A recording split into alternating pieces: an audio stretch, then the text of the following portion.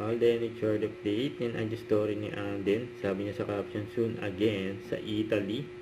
At abanding din ni Alden kanyang aso si Jackie. At spotted din si Alden sa isang grocery. Kasama niya si Mama Ten. May nagpa-picture pa nga sa kanya.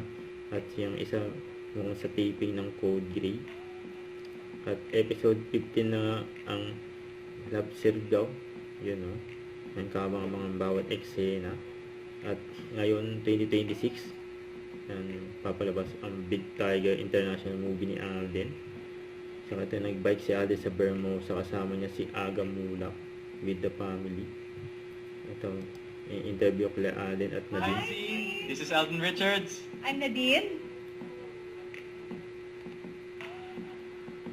Ako na yung love is like a fairy tale. Parang lagi ko in-expect na kung anong mga nakikita ko sa mga Disney movies dati, na ganun yung love in real life. It's what you make out of it. Parang it's not about how people see it. You cannot compare your perspective on love based on other people's opinion. So ako, it's how you give meaning to love in your life.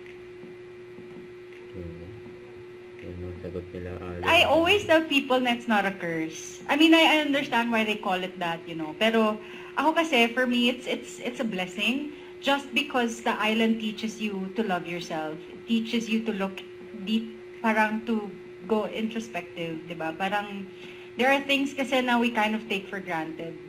A lot of things. Na pag pumunta ka doon mo, ako yan yung naramdaman ko na doon ko na natutunan ulit lahat. Doon ko ulit nakilala yung sarili ko.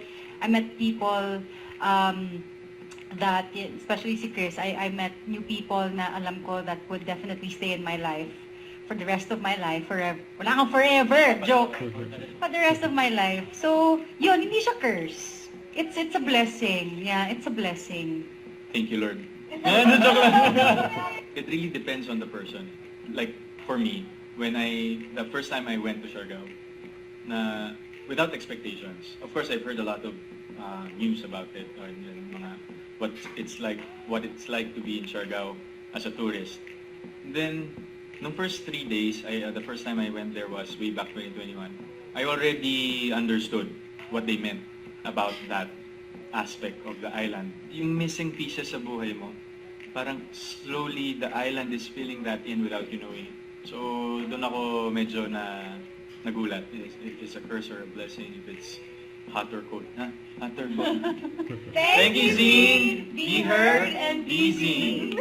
We are truly binakapal of the ugat.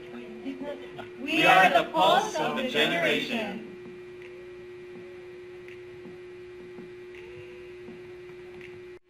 With that, subscribe, click the notification bell for my update. This is Richard in Action Vlogs. See you for more videos. See ya.